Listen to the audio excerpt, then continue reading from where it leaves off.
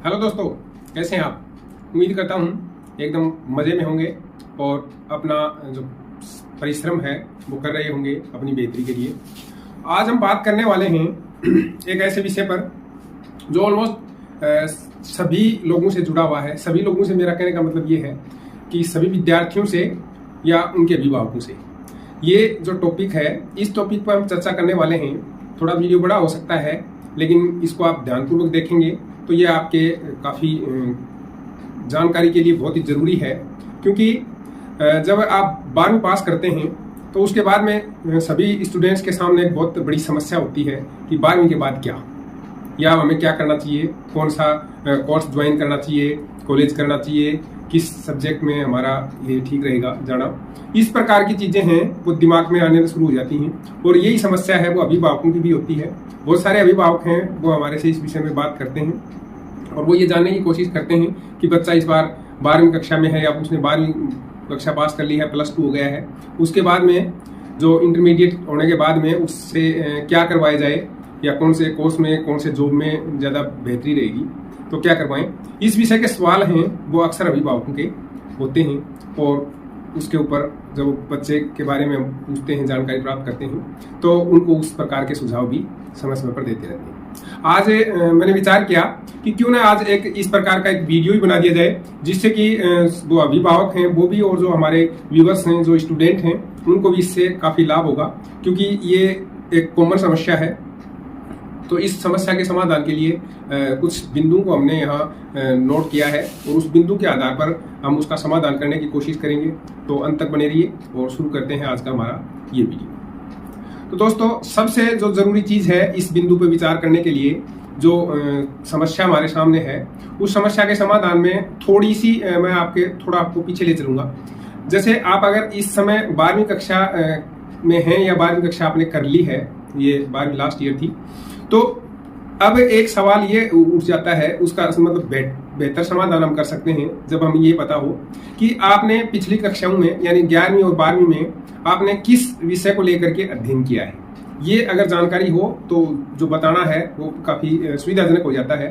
बाकी हम इस वीडियो में इसको इंक्लूड करेंगे, शामिल करेंगे कि अगर आपने जब सब्जेक्ट का चयन करने की बारी आई, यानी आपने जब फैकल्टी का चुनाव किया था, उस टाइम पे आर्ट्स साइड से कौन कौन से सब्जेक्ट लिए, साइंस साइड से कौन से सब्जेक्ट लिए, या कॉमर्स साइड से हैं आप, या दूसरे जो एग्रीकल्चर साइड है उसमें आप गए हैं, तो आपने वो कौन से सब्जेक्ट चुने हैं, उस सब्जेक्ट के हिसाब से फिर ये तय होगा कि आपको किस क्षेत्र में जाना चाहिए। दूसरा, एक जो बहुत महत्वपूर्ण यहाँ बिंदु है वो ये है कि आप का पैशन क्या है। पैशन का मतलब ये है कि आप किस विषय में ऐसा जुनून रखते हैं, मतलब उसमें सुकून मिलता है, आपको रुचि, इतनी ज़्यादा रुचि है कि आप उसके लिए कुछ भी कर सकते हैं। ये आपको कौन से विषय में या किस क्षेत्र में लगता है, तो ये चीज़ें अगर पहले से ही पता हों तो इसके लिए व्यक्तिगत रूप से जो वार्ता होती है उसमें ये चीज़ें बहुत खुलकर आती हैं। और बहुत सारे अभिभावक हैं वो हमसे ये सवाल करते हैं, तो हम ये कहते हैं कि आप अपने बच्चे को लेकर के आओ और बच्चे के साथ इंटरेक्शन करेंगे तो उस टाइम पे ये चीज़ें एकदम क्लियर हो जाती हैं। और दोस्तों, कहना नहीं होगा कि मैंने इस शिक्षक के पेशे के दौरान में बहुत सारे लोगों को इस प्रकार की सलाह दी है और आज वो बच्चे वो बड़े कामयाबी से अपना जो क्षेत्र है उन्होंने चूज किया था उसमें बड़े कामयाबी से वो अपना काम कर रहे हैं और बड़े सफल हैं। तो बात करते हैं आगे। तीसरा जो महत्वपूर्ण चीज है वो ये है कि आपका पैशन भी हो सकता है, आपकी पढ़ाई भी हो सकती है, यानी रुचि भी आपकी उस क्षेत्र में हो सकती है, या फिर आपने जो सब्जेक्ट लिया है वो भी हो सकता है। लेकिन जो तीसरी महत्वपूर्ण समस्या है वो ये है कि क्या आपकी जो आर्थिक स्थिति है, पारिवारिक स्थिति है, परिवार का जो बैकग्राउंड है वो इस बात की परमिशन देता है क्या। क्योंकि दोस्तों, बहुत बार ये देखने में आता है, बहुत सारे अभिभावकों से चर्चा में ये चीज़ें खुल करके सामने आती हैं। वो ऐसे यूँ तो नहीं बताते, लेकिन कहीं न कहीं वो बातें निकल के आई जाती हैं जब उनके साथ काउंसलिंग होती है। तो उस टाइम पे भी ये एक बहुत महत्वपूर्ण हो जाता है, क्योंकि कई बार बच्चा है वो ऐसे चीज़ को चुन लेता है, ऐसे सेक्टर को या क्षेत्र को चुन लेता है कि उसके जो अभिभावक हैं या उसके परिवार वाले हैं, उसके जो रिश्तेदार हैं, वो उसको स्वीकार नहीं करते हैं। परिणाम ये होता है कि उस बच्चे को बार बार प्रताड़ित करना होगा, उसको हम कह सकते हैं कि प्रताड़ित किया जाता है, मना किया जाता है, उस पर टोंट कसे जाते हैं, उसको हतोत्साहित किया जाता है। परिणाम स्वरूप बच्चा है वो विद्रोही हो जाता है।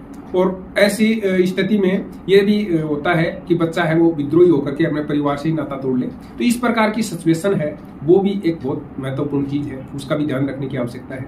तो ये जो 2-3 बिंदु मैंने बताए हैं, इन बिंदु के आधार पर हम यहाँ चर्चा कर लेते हैं। सबसे पहले हम बात करेंगे कि जो स्टूडेंट्स कॉमर्स साइड से जिन्होंने 12th कर लिया है या करने वाले हैं, वो एक तो सीए के लिए उनके लिए बहुत अच्छे अवसर हैं।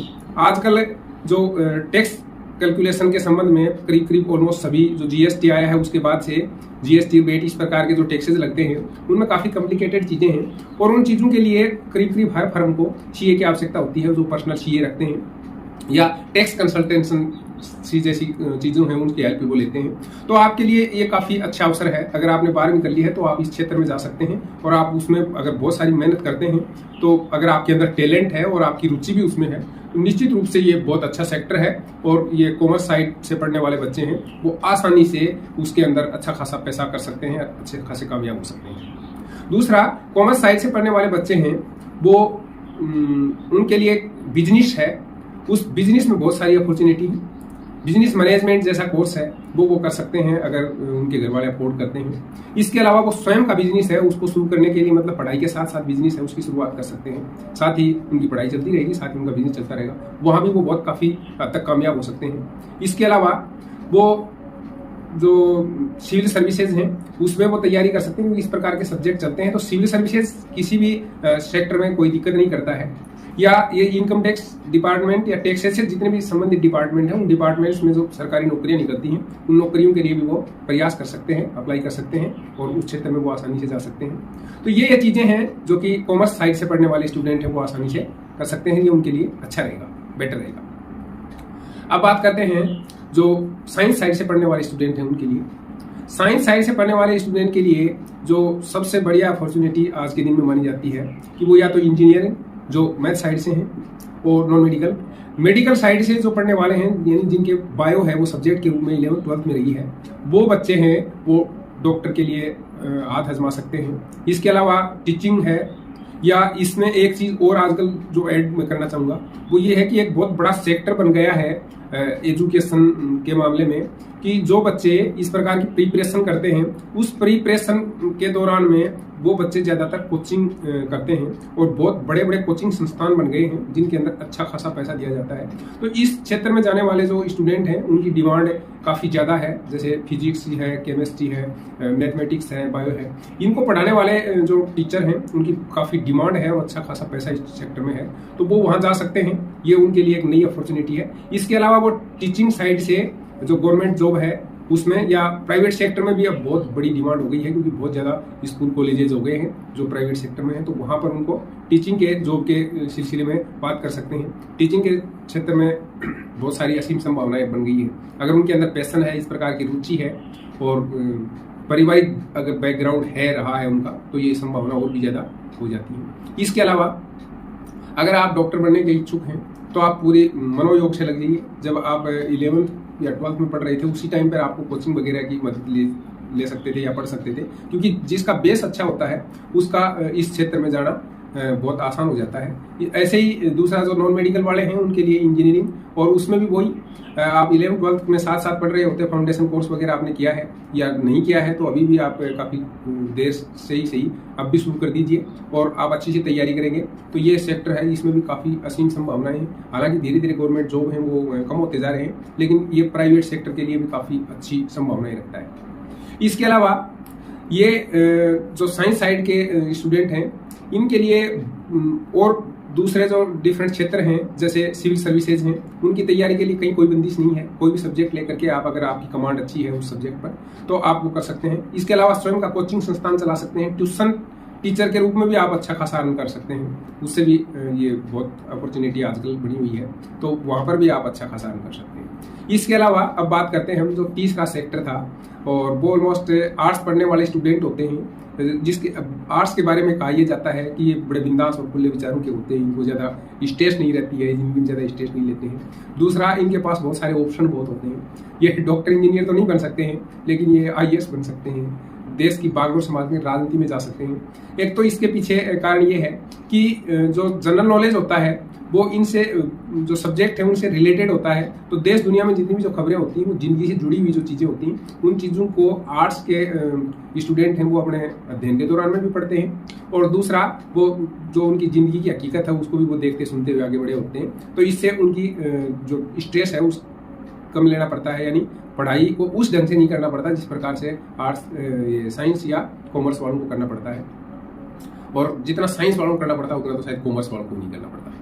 अब इसमें जो कि बहुत सारे सब्जेक्ट हैं, तो प्रत्येक सब्जेक्ट के हिसाब से आपकी रुचि किस सब्जेक्ट में है, उस सब्जेक्ट पे जैसे जिस प्रकार से हमने साइंस और कॉमर्स वालों के लिए बताया है, तो उनके लिए बहुत सीमित सा एक दायरा बताया है कि ये पूरी फैकल्टी के लिए ये चीजें हो सकती हैं। परंतु आर्ट्स एक इतना विस्तृत फैकल्टी है कि इसके प्रत्येक सब्जेक्ट के बारे में बात की जा सकती है। प्रत्येक सब्जेक्ट को पढ़ने वाला स्टूडेंट है वो आसानी के साथ कोई भी एक सेक्टर को चुन सकता है, क्योंकि उस सेक्टर से संबंधित एक सब्जेक्ट है, उस सब्जेक्ट में बहुत सारी नॉलेज जुड़ी रहती है। जैसे आप पत्रकारिता कर सकते हैं, राजनीति कर सकते हैं, सोशल वेलफेयर के जो कार्य हैं वो आसानी से आप कर सकते हैं।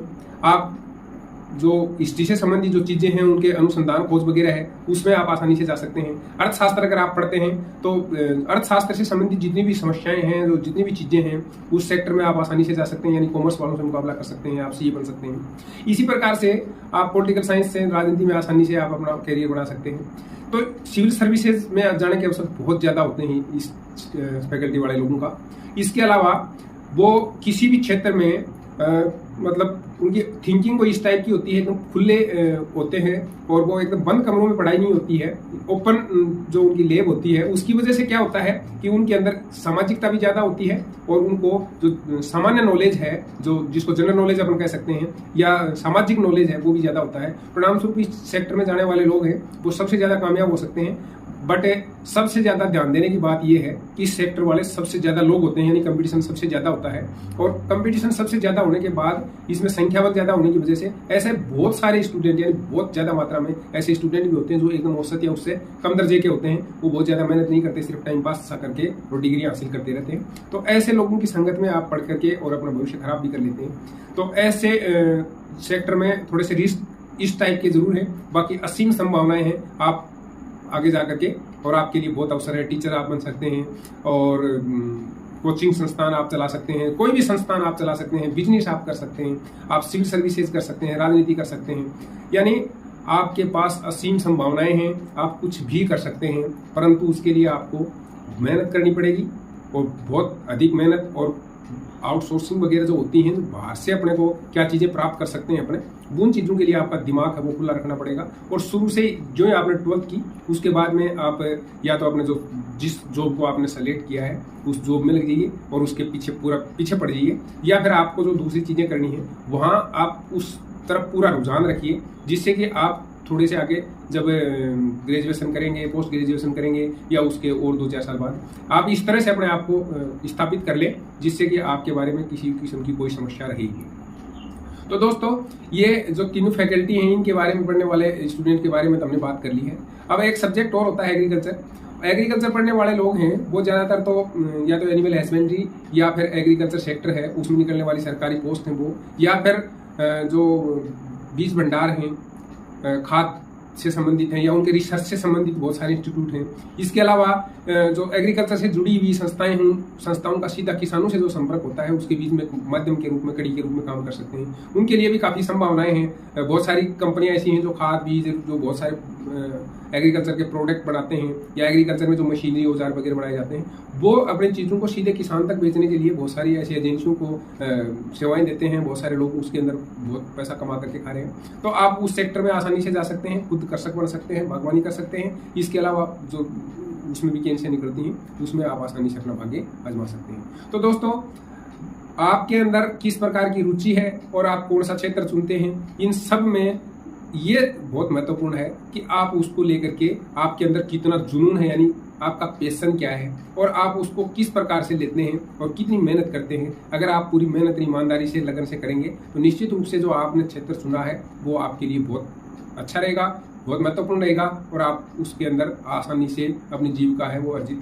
कर पाएंगे।